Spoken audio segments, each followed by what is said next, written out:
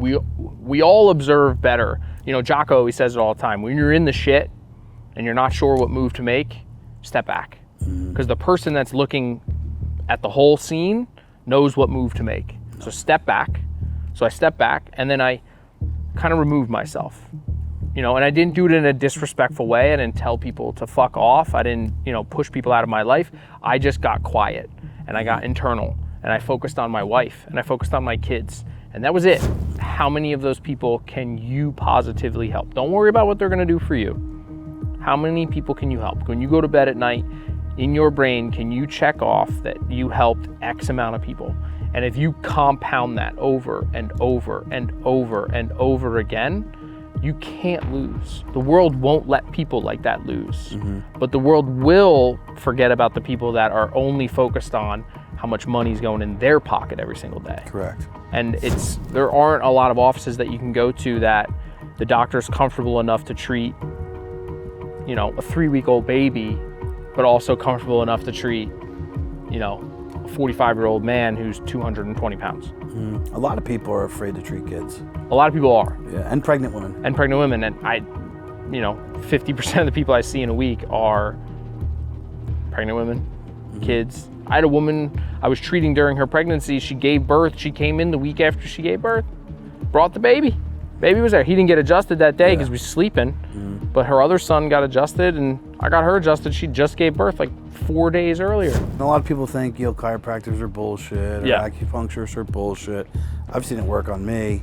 I've seen it work on a lot of other people. But just dumb shit like that, even like regular like PT. Like if you have a major injury and you've been laid in the hospital bed for 6 months, you kind of forget how to walk. They need to retrain you to walk. You've never lived through that, neither have I, thank God. But like that's a real thing. Connecting your mind and what you're doing. And there's probably a lot of children who have different types of injuries 100%. that could benefit from that. And I think that's a great niche to go into, just, you know, talking business as well. 100%. I know you're looking to help and treat, but from a business perspective, well, that's what we saw. Like, we saw the opportunity to bridge the gap. Dude, we all have the best time ever to start a small business. If I'm not going to be 100% in, I'm not going to do it. Come on, man, just be yourself. Yeah, and just show up as yourself. If you don't realize what I'm really about, I'm about freedom, family, and my country. Joe, welcome. What's up, buddy? Cheers. Good to see you again. You too. I like the brim. You got to get me one of those. Yeah, I got you. Looks nice. Oh, yeah. You know, we've done, off topic, we've ordered a lot of gear the last few years, just Fireside, different shirts, sayings I've done. And it's really hard to get a quality hat company that can produce to you in a fairly quick time with a decent product. Like, we've ordered a lot of stuff from Branded Bills, right, Trev? Yeah. They've been great hats, but it takes like weeks to get the hat. Britt does them. Yeah, she does. She probably, to be honest with you, goes through like an Etsy or something like that. Gets like a one-off person, orders like 10 at a time. Yeah. They're a little more money, but you get them fast and they're exactly what you want. These Branded Bills are what, like 40, 50 each? Oh, these are cheaper than that. Yeah. This is cheaper than that. Expensive. Yeah. Anyway, besides that, it's a nice hat. Thanks, man. Nice brand. Yeah. Revive. Love it. Good name. How'd you come up with it? So it's got like a double meaning. So I took a hiatus from healthcare for a few years when we had our oldest son, and I focused on my family and my wife and my boys and like being around. So I'm coming back, I'm revived, I'm back in it. And our boys, both their names start with an R. So we knew we wanted the office to start with an R because the office is one of our babies, just like our kids. Mm-hmm. My buddy, Rob Bailey, does a daily vlog. Yeah. And first off, for most people don't know, that is so hard to do. So hard. It's like, what content am I going to capture? Some days we have boring days. We're not all that interesting. Just think about how hard it is on day to day just to do a story. How do I come up with a story? How do I come up with a reel? Yeah. He's doing a daily vlog on top of all of his other stuff. But Rob got into the content game before the content game was a game. Mm-hmm. And he was filming Dana and what they were doing in the bodybuilding world. You did some bodybuilding competition, so I'm sure you know their backstory. Yeah. And on one of his daily vlogs, it was towards the end, it was just late night, he was in the design lab and he was on the sewing machine, and he kind of walks through, as we're in business, we sort of get bored. We become bored with the boring thing that's making us a good amount of money, and we go and kind of get distracted on these little things that are dangled in front of us. For him, it was like racing cars. He was going to own a card team and make that profitable. It was Airbnbs and a bunch of other stuff. And he's like, and when I came back to the thing that I was supposed to do, which is be a designer, be somebody who hops on this sewing machine. Others may think that's boring. It's what I do. And I kind of think about that for you. Like, you were definitely set out to be a doctor and help people like you do. And you just had like a change of heart. You said, hey, this isn't what I want to do. I'm not loving what I'm doing here. Let me go try something different, which was solar. Yep. And you had some success there as well. Yep, did well. And then you said, hey, let me come back to doing what I love to do. And you seem more revived, no pun intended. You seem happier, you're very positive, and your office seems to be extremely busy. So yeah, it's kudos to you and Britt. Thank you. Yeah, she does a great job. She does our marketing, so it's all organic. She just every day she's posting something, talking about us, getting the name out there. And yeah, I never lost the feeling of helping people. Like, even when I was in solar, like, I might have approached it the wrong way or different than what others in that industry might do, but my goal was just to always help whoever was in front of me as best as I could, learn about them, understand their needs, and do the best I could to put them in a better situation. But then when I had an opportunity to get back in and do, as a doctor, be a chiropractor again, like, I had to take a shot at it. I had to get back to it. And, my son is really the biggest reason why I'm back. So my oldest son being born was the biggest reason why I left, because like, I wanted to be home. I wanted to enjoy all of those firsts. Yeah, you're working a lot of hours. It's a lot. It was a lot of hours, and I didn't know how that was going to affect me with my son. I didn't know what kind of dad I was going to be. It was already affecting you. Yeah. I didn't know what kind of dad I was going to be. And, I don't have the best family life. I didn't have the best upbringing. I didn't have the best relationship with my dad or my stepdad. So, do you think that played a role in your decision going into 100%. The kid? Yeah. 100%. I knew that I had to do something to like ground myself, put myself in a position where like I knew that the relationship I would have with them would be long lasting. They wouldn't just know me as a guy that was there in the morning and I came home at night and had dinner and maybe read them a story here or there. Like, my boys, I was up in the middle of the night with both of them, feeding them, taking care of them. I was at every doctor's appointment. I did all those things. So like, that was a huge thing for me. Maybe it was a selfish thing at the time because I got to experience all of it. Maybe it wasn't the smartest move to get out of a successful place or career and switch back and forth, but it put me in a good headspace. Yeah, which sometimes we're like, important. we are creating the counterbalance without realizing it. We're making up for what we lacked. We're making decisions based on, what we've been through in our life. So I don't think it was the wrong decision. It was the decision that you made at the time, and you learned from it. Yep. And now you're back in it. Yeah. Crushing it. You got some really cool ideas. Yes. So to drill down a little bit more about Joe Marchitelli as a young guy, grew up in Jackson. Yep. Were you always a good student? I know you were an athlete. I wasn't always a good student. I think that at an early age, I figured out that school is a game. And if you just know how to play it really well, you can get past what you need to get past to get to where you want to be. But I am terrible. If I am not interested in something, you can see it on my face immediately. So there was a lot of like subjects in school that I just really didn't care about. And, elementary school, middle school, high school, college, undergrad, half the stuff I was taking, I just didn't really care for. So you can read it on my face. I'm not going to give any interest. I'm not going to do it. But I always had an interest in like sports medicine, health, fitness, nutrition. So like when I had an opportunity to do that, like I wouldn't say I was a good student. it interested me. So I paid attention. Yeah. So it's like the ADHD, ADD, yeah, whatever the labels are they want to put on you.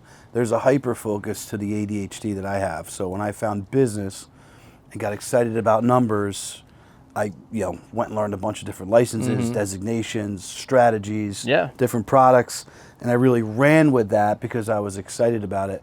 And I think that's a good nugget for anybody who's young watching this. Like, school is not for everybody. No. It's not. And even if you do go to school, you may not figure out what you want to do until you're like your second year of college, or maybe even your third year of college, or maybe even your last year of college.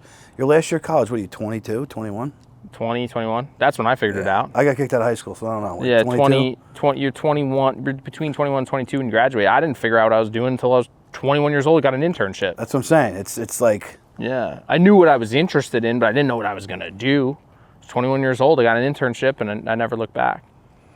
When you were going to school, and I know you said you didn't have, through your eyes, the best family life as a younger kid. Yeah. Did that really drive you to want to be successful, to make sure you can give your family the best life you can provide? Yeah, I mean, growing up, family struggled, and that's fine. I don't knock any family that struggles, and I don't have any issues with any mom or dad who works hard to take care of their kids. Hey, here's the secret. Everybody's family's got issues. Everybody does. Everybody does.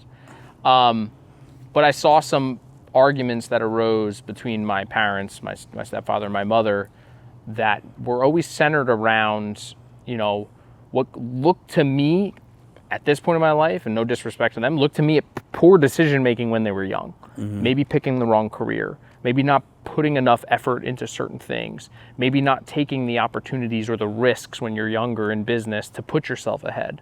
And it led to arguments, money problems, and stuff like that. So I always said, every middle class family. Yeah, I said never. And as long as I never had that, I'm good. I just had this conversation yesterday with a guy we were on the golf course with. Manages $30 billion for Vanguard. Successful guy. Yeah. Was buying himself a really nice home out in PA where they relocated him. And he said his parents and all his buddies and everything. I said, listen, has your parents, he goes, yeah, my parents say all the time, I should have bought a house at the Jersey Shore for $75,000. It'd be worth $4 million now. Yeah. Right? So all of the, how many times have we all heard our parents say something like that? Yep. Same thing with me, right? I had the opportunity to buy my house in Point Pleasant. At the time, I stretched myself. Got into that house. In 5 years, I made $500,000 tax-free. Bought it for $500,000, sold it for $1 million. Yep. I then stretched myself to get into this house. Bought it for $1.6. It's worth $2.4. Yep. And continuing to skyrocket up because of everything going on in this area. Yep. So, take the risk and be calculated with your risk. Don't be, an idiot. But I think you have taken risk out on yourself in a multitude of ways. Yes. And some have paid off. Some have been learning lessons. Correct. And now you're kind of bringing all those lessons back full circle with a family of 4. Yep. And you've let that, to me, I know you for many years now. Yeah. I knew you in your prior life at another sports medicine place. You seem to have let that go. Yeah. I feel different. I think it's my kids. It's something. Perspective on life. Yeah. Sometimes we live in the trauma. We're always chewing on it. We're trying to figure it out too long. Eventually, we got to go shut the fucking door and go, only fools trip over shit behind them. And that's what I did. So, getting out of what I was in was a way for me to, step back. So, we all observe better. Jocko always says it all the time. When you're in the shit and you're not sure what move to make, step back. Because the person that's looking at the whole scene knows what move to make. So, step back. So I stepped back, and then I kind of removed myself, and I didn't do it in a disrespectful way. I didn't tell people to fuck off. I didn't, push people out of my life. I just got quiet, and I got internal, and I focused on my wife, and I focused on my kids, and that was it. And I just let everything around me kind of play its way out. And then by doing that, it just allowed me to have a better understanding of what this life is and what it can be and what really matters. And now I just carry that with me every day. It's what are you grateful for? What's your perspective? What's your why? Having a chip on your shoulder. I do still have a chip on my shoulder, but it's different. Wrong with that. It's different. It's not the same chip anymore because I am not young, and the chip isn't tied to an ego anymore. The chip is now tied to 15 years of stacking shit and stacking wins and proving real- it's myself real over confidence. and over again that I made mistakes and I lost, but then I won. It's not fake confidence. Not it's real anymore. confidence. It's there. Yeah, you did the work. I did the work. I did the work in a few different industries and many different businesses. Someone asked me this early on in the coaching thing, and I was surprised that they brought this to me, being who they were and the revenues they made. I didn't even know why they hired me, to be very honest. And they wanted to get more of a lifestyle of kind of having the freedom I do, and like how to get into the mindset, and how do you think about that? And they asked a confidence question, and I was like, I don't think any book, I don't think any person's gonna breathe it into you. It's just you showing up for you over time, and then taking your bumps and bruises in the beginning, and then eventually finding some level of success, right? If I thought about buying, my house, if I thought about my vision board, it was what was on it. Yeah. Right. So I made it already. Yeah. Obviously, I'm far from done, but I've made it based on that kid that was. But your last house was the first vision board. Correct. And that's like, I do this with my wife all the time. Like, we play the game. Like, when you were young and someone said someone was wealthy or had a lot of money, what were the things that they had that triggered in your brain that they had money? It was a car they drove. It was a house that they had. It was extra games, a vacation. Mine was like weird stuff. If they had like an ice dispenser built into their refrigerator. Yeah. Remember growing up? Yeah. I had the trays. You fill them up at the sink and walk them to the freezer. So if someone had one that was like, I was like, oh, wow, there's a water line in there? I was like, you can get water out of your fridge? Or like an in-ground pool. Like to me, that was like, you were top dog. You had 2 floors to your house. Shit that don't matter. Shit that don't matter, but like now I live a life. I have 2 floors. I have a garage. I have an in-ground pool. There's the ice dispenser. So I look at my wife sometimes and I'm just like, I just smile, and she goes, what are you smiling about? I was like, 12-year-old Joe, this is making it. Yeah, no, it's true. And you just, when you stop for a second and take the perspective of like, I always hear someone saying like, there's a version of you in your life that is already proud and seen what you've done, and you've already accomplished a lot of those goals. So like, take a second to be proud of yourself, and then keep pushing for more to get better, but take a second and be proud of where you made it so far. Yeah, it's I think something a lot of young business owners, entrepreneurs don't do enough, because we're always doers, action takers. Yeah, reach. Big dreams, right? But that's a great point. Just kind of be grateful for what you have. So talk about being grateful for what you have. You were in a great sports medicine practice. Yep. You guys were doing well. You were an owner in it. You had worked in 2 places prior to, which you also learned a ton of stuff. Correct. And you said, hey, I'm going to go take this leave of absence, and I'm going to go into solar. Yeah.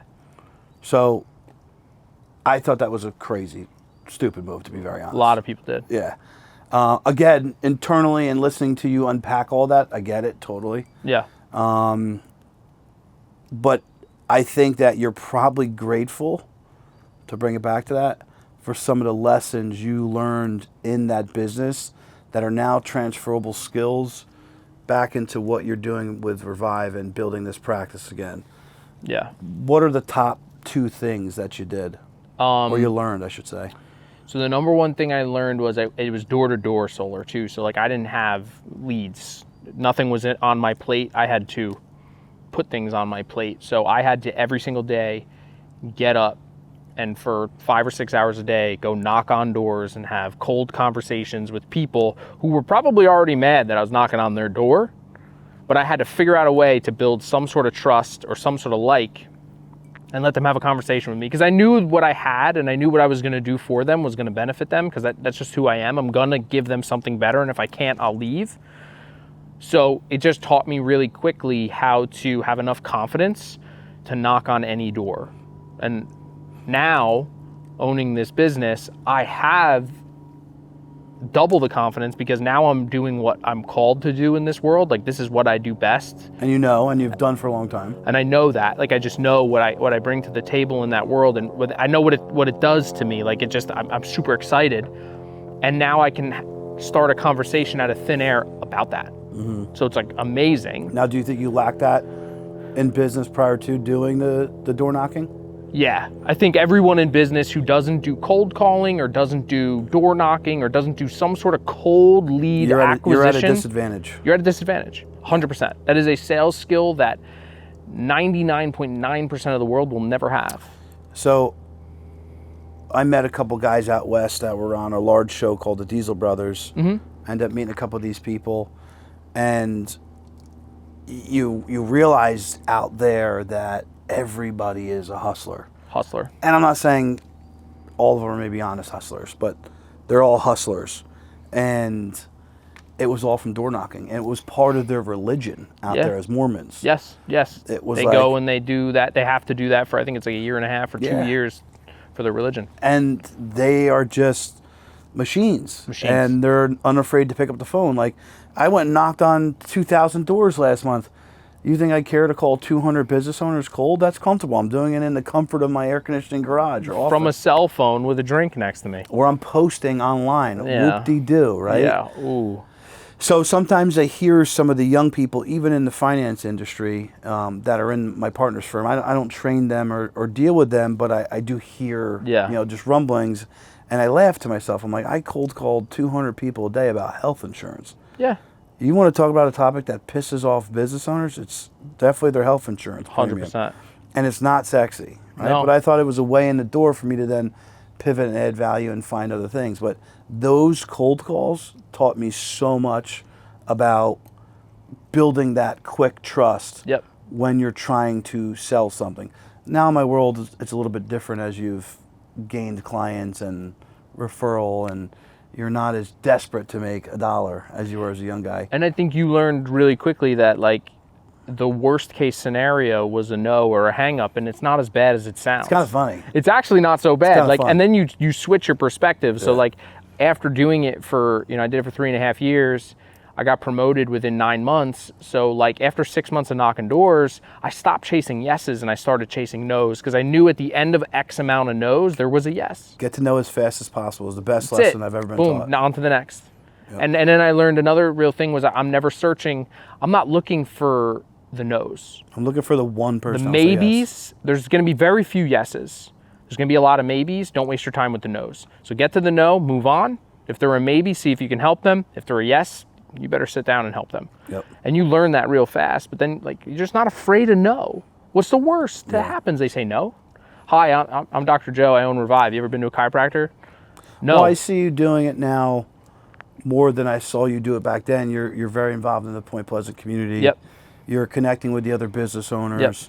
You're sending food into the schools. You're doing stuff by putting yourself out there. And I think as a business owner, retail or not, you should be actively involved in your community and you should be giving back. And if you're not, you're most likely going to fail.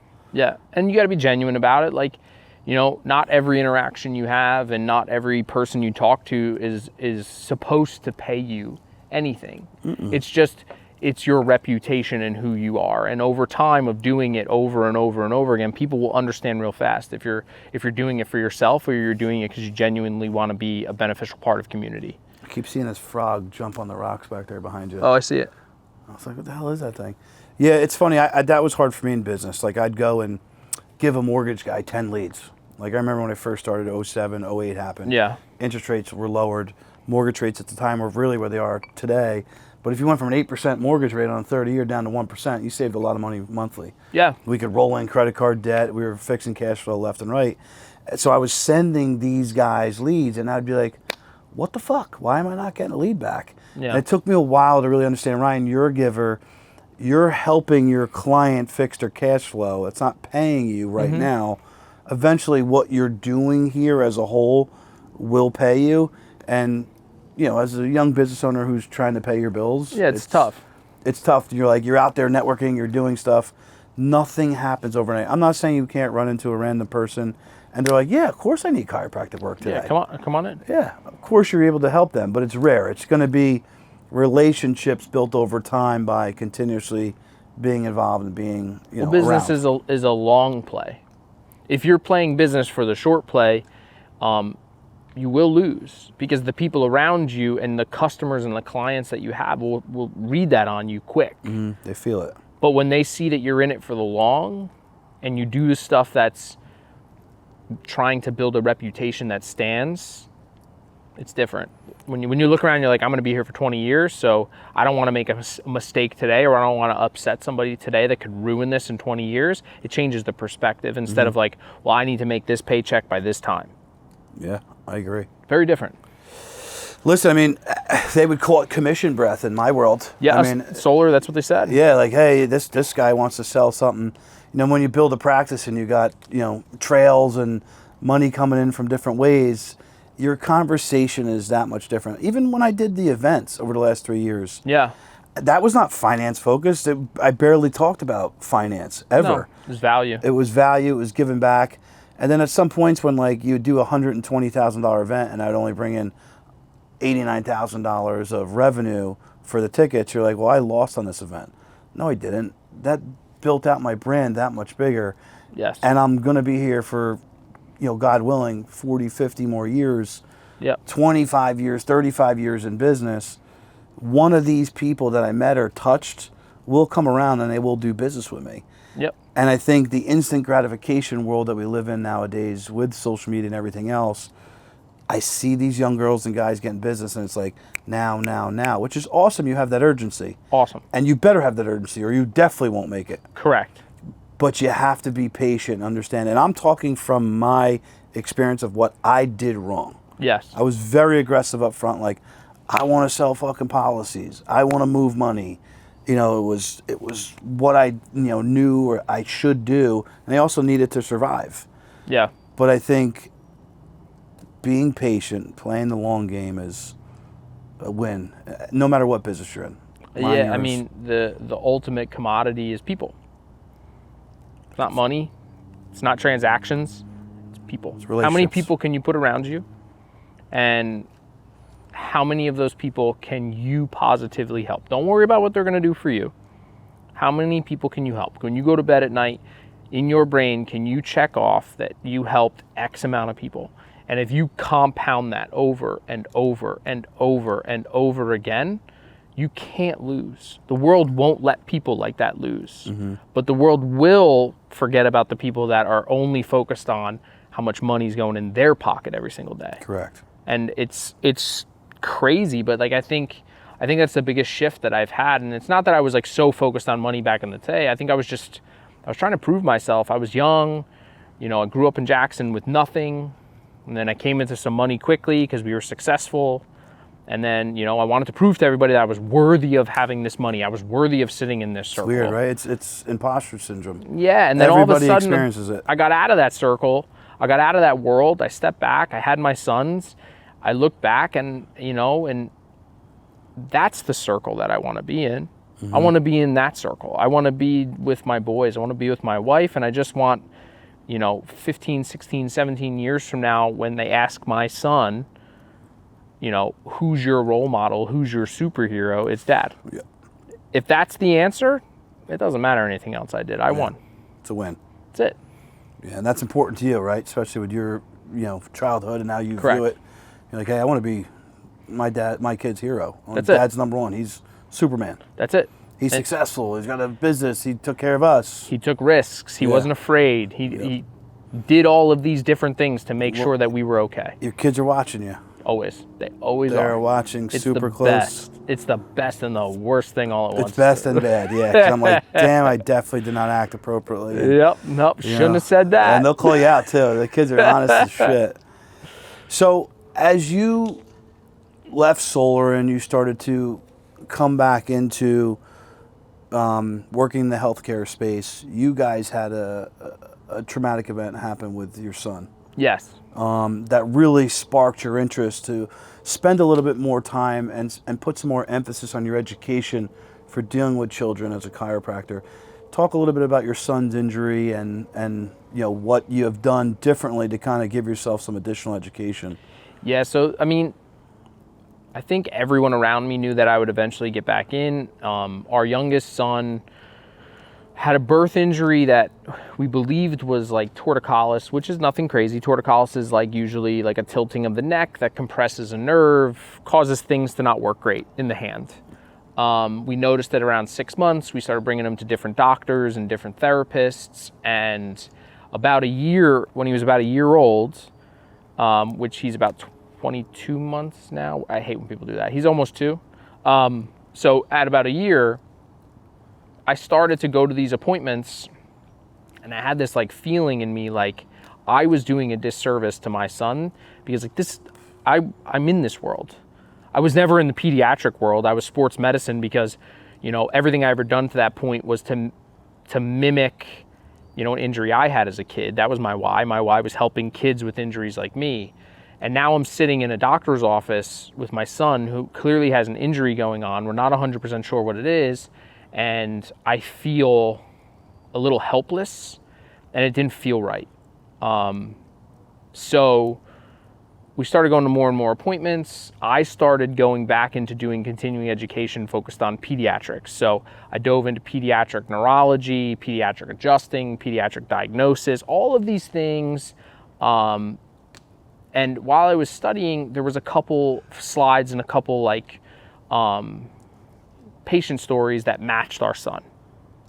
So I'm like, okay. So I'm really diving in. I'm taking notes. I'm really going back in time. I'm going back to my notes from like grad school, and I'm cross-referencing adults and kids and doing all this stuff. So I jump in and I start treating him. And then we get to a neurologist appointment. We had our first neurologist appointment. He didn't really tell us much. This was like at a year. He said, just keep watching him. And then at about a year and a half, about 18 months, maybe 16 months, we go back. He's doing really well. He's moving, he's walking. I'm treating him a lot. As soon as I jumped in and started doing it, I noticed that his progression got a lot faster. So I was like, all right, whatever I'm doing is working, something's here. And the doc sits us in the room and he, you know, drops a bomb on us. I really expect him to be like, hey, your kid's doing great. He'll be fine soon. He says, your son had a traumatic event either in the womb or during delivery. And I'm like, what's that? Yeah, what's that mean? Well, what kind? Like, I know what you're, just spit it out. Yeah. He's like, well, he had an ischemic event of some sort. Most likely he had a mini stroke. So now I'm watching my wife react to this while I'm holding my son. And I'm like, okay, I'm gonna stay calm. She needs me to be calm. Let him hear this out. He must have had a stroke at that time because he is partially paralyzed on his left arm and left leg. So we always thought torticollis. Now he's like, it probably was both. And the neck got better, but not everything got better with it. So that's what tells us. So I'm like, oh, shit. So we're sitting there.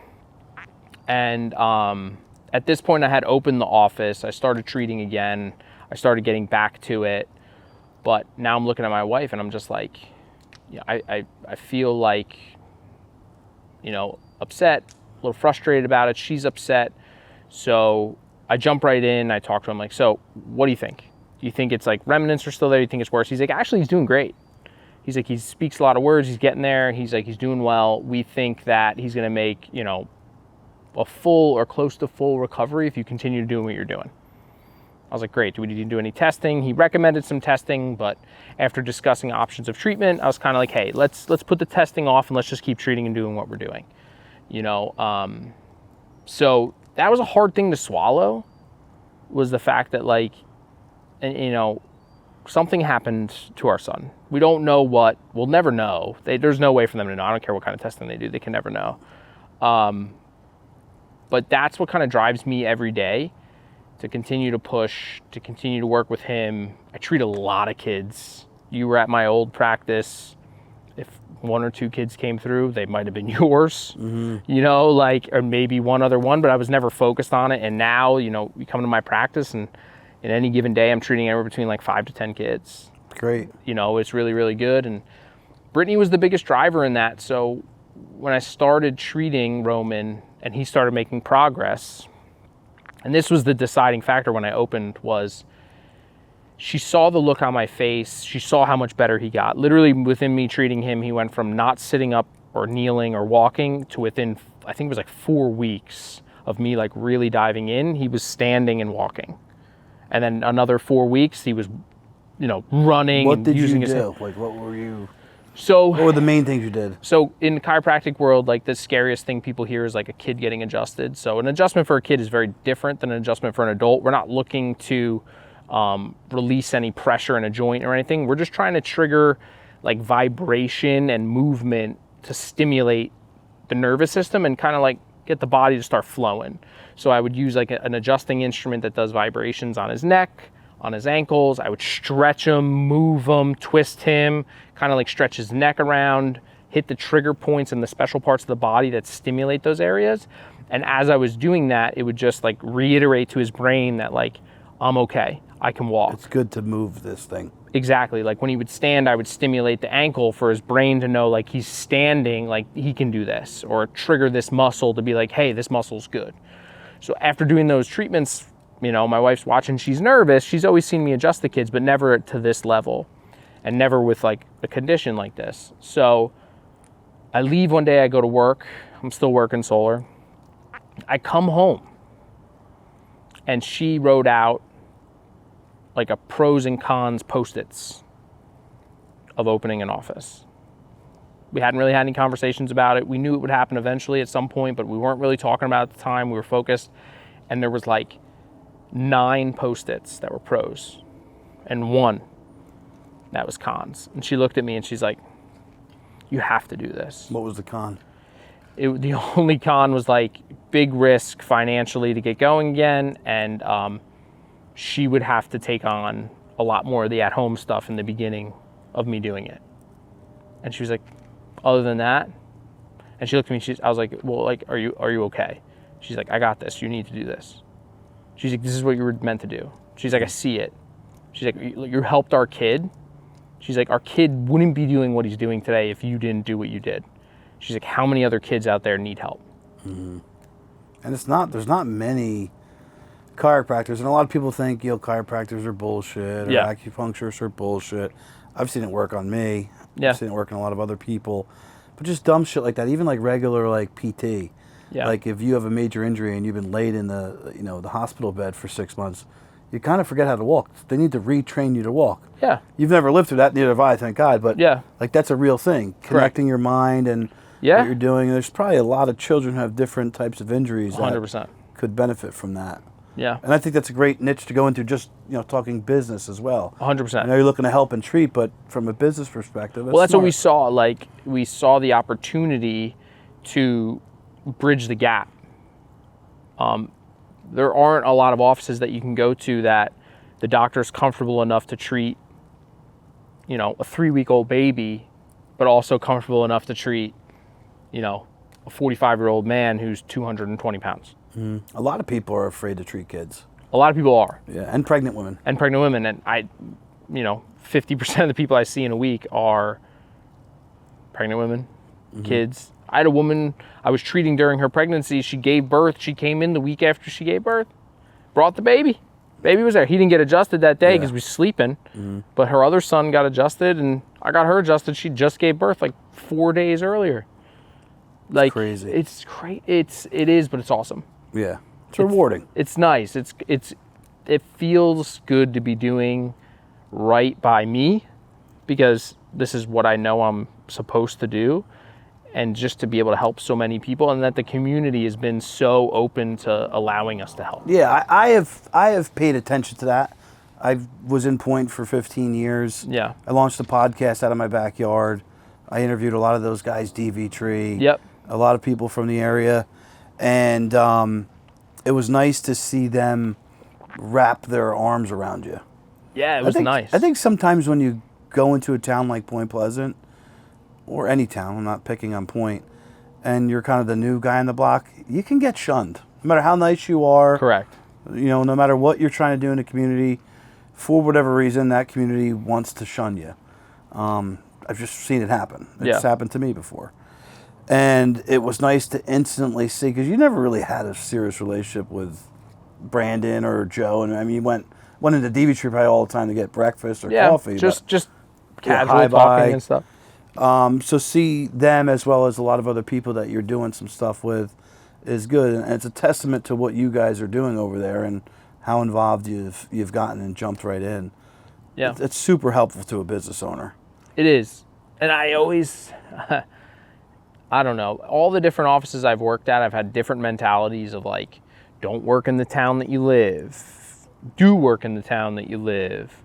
be close enough to the town you live, but that you work in, but not too close. Like all these different mentalities, and like, I don't know, this just feels right for me. Do I think every chiropractor that runs a business should do what I do? No, I think we all are very different. I think we run different things, but you know, that's what makes markets, baby. That's it. My childhood chiropractor was the community guy. Everybody knew him. People had his cell phone number.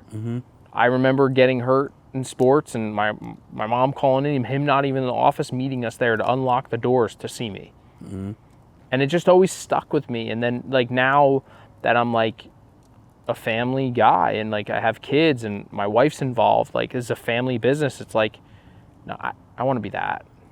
It just, I don't know. It's just, just feels the right way to do it to me. That's what feels like I need to do. I think when you like it, you could be that person. You know, there's some people that's like, hey, I want to come in. I want you guys to put on my scrubs. I'll take the tumor out, and then I leave, and I never engage the patient, right? Yep. And I know that's a different world than yours, but just for an analogy, like some docs want to come in, they crack up 40 people a day. There's very minimum interaction, and they live an hour away. Correct. You know, it's a different. Yeah, it's different. It's different. I love it. You know, I work. The other night I went to grab pizza. 3 patients walked in while I was waiting to grab pizza. Yeah. Like, hey, how are you? How you doing? Hey, doc. That's how cool. you doing? It just, I don't know. It just feels right. It's fun. I've always embedded myself in the community, so yeah, it's worked for me. You find people, other people you figure out who you don't want to roll with. Yeah, exactly. And but being embedded in a community and giving back is huge, and I can see points giving back to you. Yeah, Just, big time. So, we are forever grateful. My wife is constantly on there thanking everybody every week. You're grateful. All the people. It's hard to start a business. It's expensive. It's hard. It's expensive. It's a big risk. You got kids, and and we're grateful that people are supporting our family because that's how we see it. So, what are you doing to market yourself besides obviously connecting with the local business owners and doing some joint collaborations on social?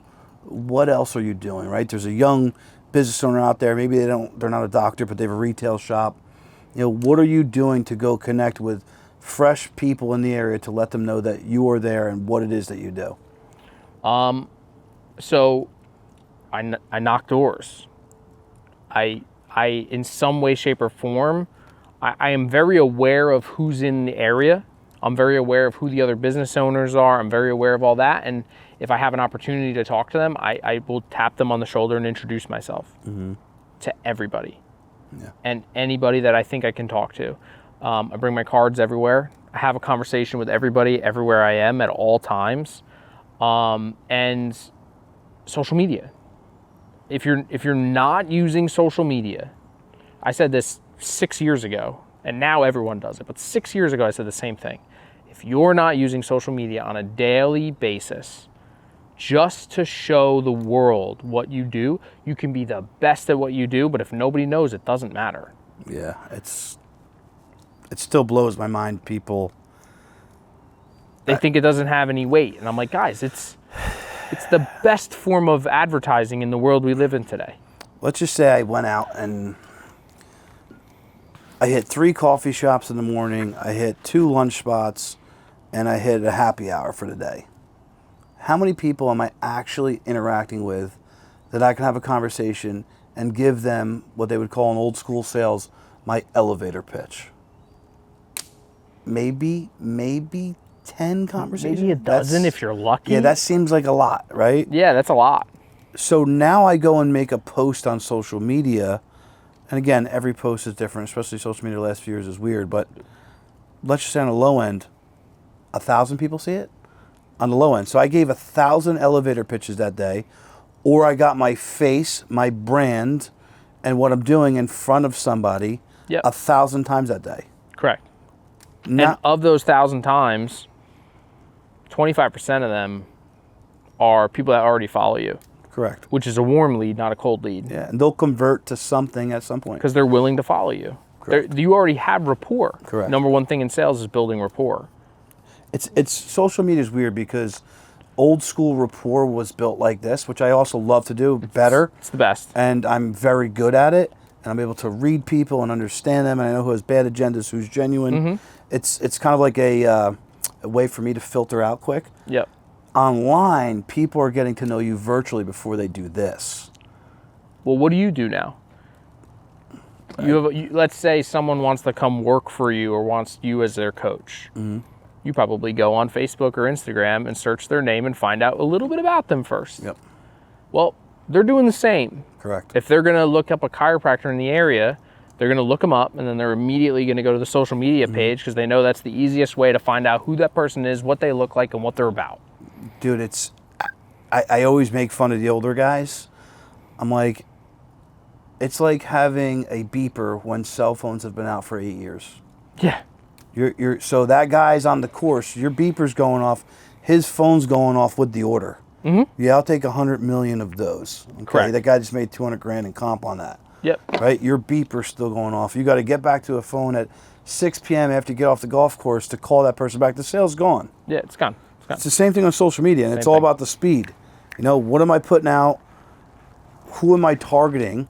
Yep. And what is my brand about? Correct. Right? And I'm hoping that I'm doing that in the best way possible to teach people that story about what I want them to know.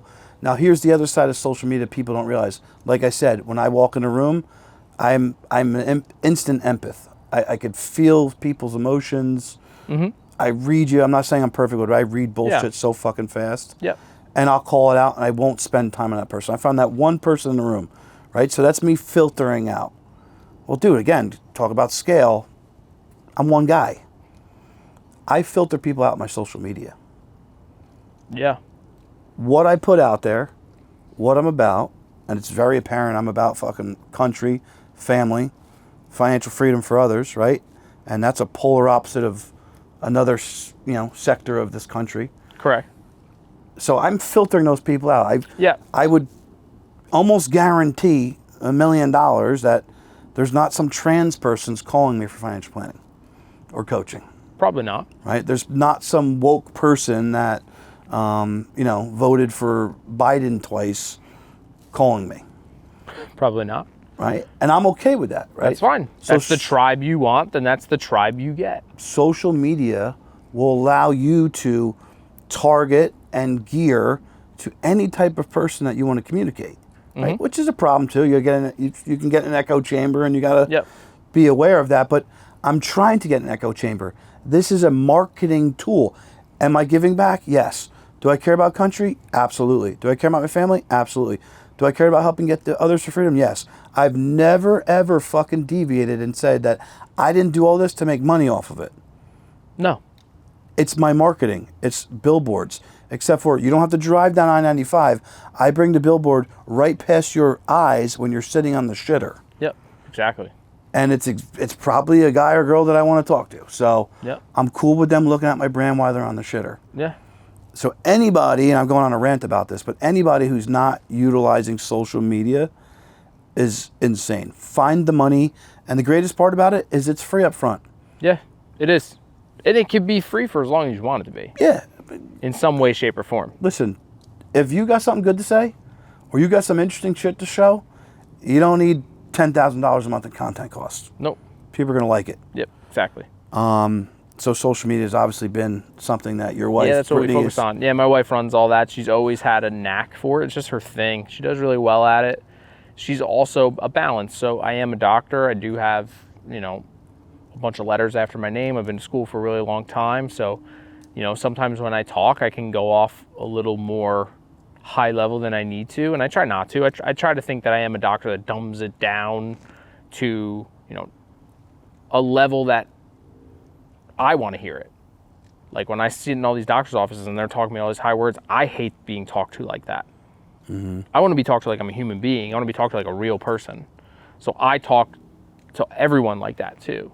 So, but there are times when I just use really big words and I'm fancy and I'll say it and she'll be like, no, wrong.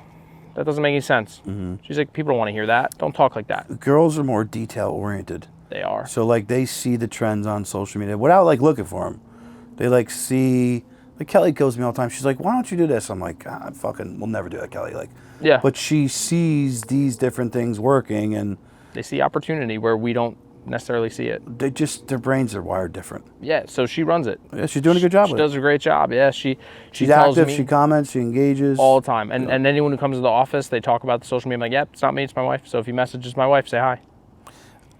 Do it again, I'll reiterate. If you're a young business owner, if you're an introvert and a quant and a weirdo, it doesn't have to be you. But again, I still think that works. Because if you go fully own that you're a quant and you're a weirdo and you film that shit, that's a brand. Just own whatever's you. Correct, that's what I mean. It's just it. But if you hate it, if it makes you nervous, if it distracts you, make sure somebody in your business is doing it for the business. Yeah, please don't say social media is not for me, I don't like it. Just It'd be like saying cell phones are not for me and you wouldn't be able to operate in today's correct. world. Just do it. Find a way to do it. If you're a young business owner, like just do it and talk about why what you do. You don't have to use the words better, and I never use the words better. Just talk about what you do and why it's different than what the next person does. Because someone wants different. They're not looking necessarily for the words better or worse or this. They just want different because they've tried and it wasn't for them. And there's plenty of options for everybody. I'm pretty different, right? I would agree. It's worked out for me. I mean, yeah, look at this. And the quick tips on social media too, just for something for you guys to run on, like there's a zillion videographers out there nowadays. Yes. And they all want $4,000 an hour. They all have the next best Instagram or TikTok thing. Mm-hmm. They have the best camera and lens. Videographers are unique birds. They're creators. They're artists. Yes. You need to communicate to them a certain way. Listen, keep it simple. Don't allow yourself to fall into all of these traps. A nice Sony camera with a decent lens on it, all in, let's say that the camera and lens cost you, $2,500. That's more than you need. Like I said, you can do it with a cell phone. That's it. Get somebody off of Upwork that can edit your stuff overseas. It may be a little bit more delayed. There may be a language barrier. There may be a ramp-up phase, right? Mm-hmm. There's very inexpensive ways. It's not going to be as fast. You're not going to produce a high volume amount of content, but there is inexpensive ways to go do additional edits besides you and I on CapCut. Because 100%. I bought a MacBook for it was like their top one. I forget, it was like $2-3 grand because I thought I was going to start editing because I was so frustrated with my old content people that I couldn't produce more content. Yeah, that lasted about a half hour. That makes sense. Getting inside the program. Yep. So these people are out there, that's all they do. All they do. And if nobody is familiar with Upwork, get on there. You can hire any person that's in the digital space. Yep. Artists, animation, videographers, cinematographers, editors. I mean, anything you can think of. And there's a ton of stuff US based, Europe, and then there's obviously a ton of stuff overseas. 100%. So just kind of a quick tip, there's very inexpensive ways to do it. Yeah. What are some other marketing lanes that you're doing? Anything else? Just word of mouth and social media right now. I try to talk to everybody. Every patient that walks in the door. Every person that walks in the door is the opportunity to get 2 more people in the door. Because they either have a friend or a family member that's probably in need. So if you're not having conversations with them while they're there, if you're not talking to them about their life and the different things you do, again, nobody knows what you do unless you talk about it. So I have patients that come in that don't know that I treat kids. I have a kids suite, but that doesn't mean they know that. They might have never been in there. Maybe they don't scroll on social media. Maybe they miss those reels because it's not what's in their wheelhouse. But, talking to them or having them in the office and they just so happen to see me treat another kid and I talk about it and this, that, whatever, referrals, word of mouth, and organic social media, those are the 3 best there are. Yeah. They're the strongest. It really is. They're the most inexpensive, but they're the most long-lasting.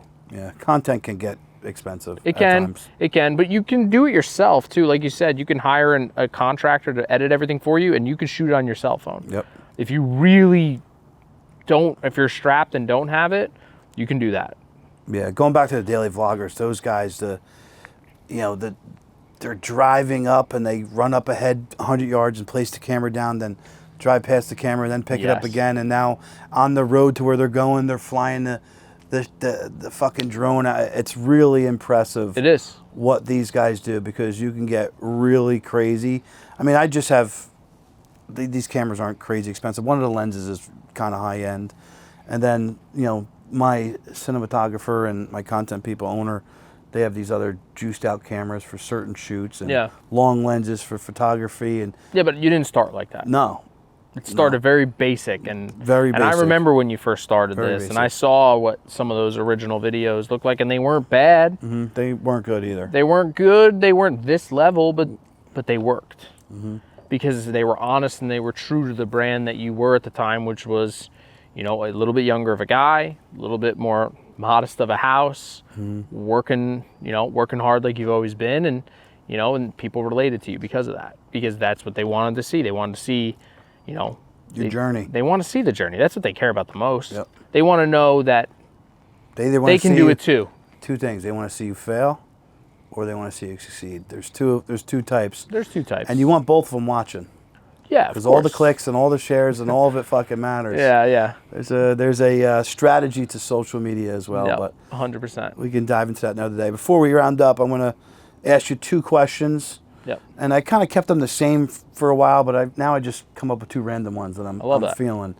So, from your last experience in sports medicine to now opening Revive, what would you say, besides obviously implementing, you know, the kid stuff, what was the most drastic change? The most drastic change was my wife. In what capacity? She's a full partner. Mm-hmm. She's there. She is just as much. You know, when I had my old practice, I wasn't married at the time. Mm-hmm. So my partner was my partner, and my wife, you know, was just my girlfriend at the time. Mm-hmm. And then became a fiance, and then we got married. But, you know, she knew that there were things she couldn't say or couldn't involve herself in out of respect for the partnership. Business is hard that way. Business is hard. It's hard, dude. Like, you just start like, bringing in, you know, everyone's got an opinion in this, and she stood, you know, she stayed her lane. She never caused any problems, and I respect her for that. Partnerships are fucking hard, dude. They are. Marriages, business, doesn't matter. I'm saying all partnerships are very hard. The biggest thing is having her. Like, her perspective on it has just been amazing, and she's a testimonial to what I do, because, you know, even though she's my wife and she's going to support me no matter what, her kid had a problem that needed help, and I was able to help. And she's passionate. And she tells that story, and it means a lot to her. Like, and it comes off as genuine. She's grateful for it, because, you know, that's not easy as a mom to go through. Not easy as a dad, but as a mom, even more. Yeah, they have a different attachment. Yeah. That's a good one. Second question is, where else do you want to take this brand that you think is so outside the box, and maybe you'd be giving away a little bit of future stuff you want to do, but what are you going to do to take Revive to the next level? Once you're settled and you're hitting your marks and you're hitting your targets, what is the unique thing that you want to build into your practice that you don't see other practices have like yours? That's tough. So I think the thing you were saying with the $220 a month, I'm not saying that doesn't exist, but so we do that now. So we have what's called the Chiro Club. So I believe that in the world we live in today with health insurance and healthcare, I believe that everybody has the right to healthcare. So my wife and I decided to create what's called the Chiro Club. So if you don't have insurance, we have cash rates per visit, and you know, it's typically $75 a visit. We do discounts for like military and firemen and police officers and first responders. I always do that. I've always done that. That's just something I've always done. I pay respect to them. They risk their lives to take care of us. They deserve it. But if you don't have insurance, which not a lot of people don't anymore, you know, majority of the people that come have insurance, but if you don't have insurance, it's $75 a visit. But my wife and I wanted to create a program that was a little more accessible to people and allow them to get top tier healthcare that they could afford.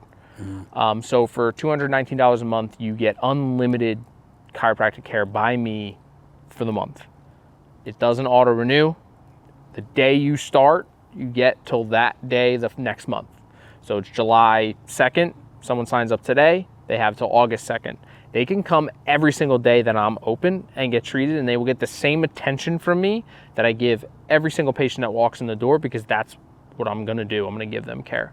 So there are other places that give similar things where they'll give like package deals. They'll get a discount if you buy a bunch buy of cash. 12. Yeah, like or that. pay this and you'll get 4 adjustments a month. And this, it is literally unlimited.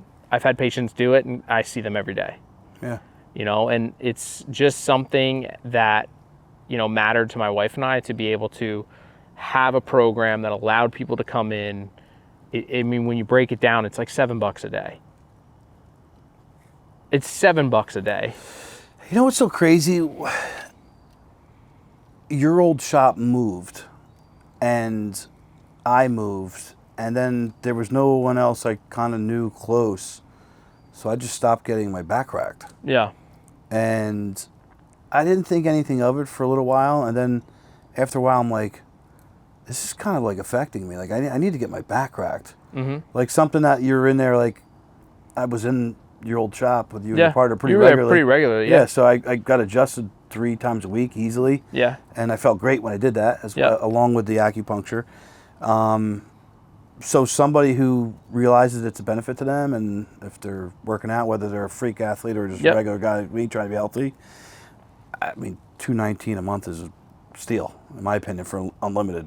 Yeah, I mean, that was the goal. I mean, it's the number has a meaning to us. So we opened our office on 2/19/2025, February 19, 2025, because my wife and I met 2/19/2016.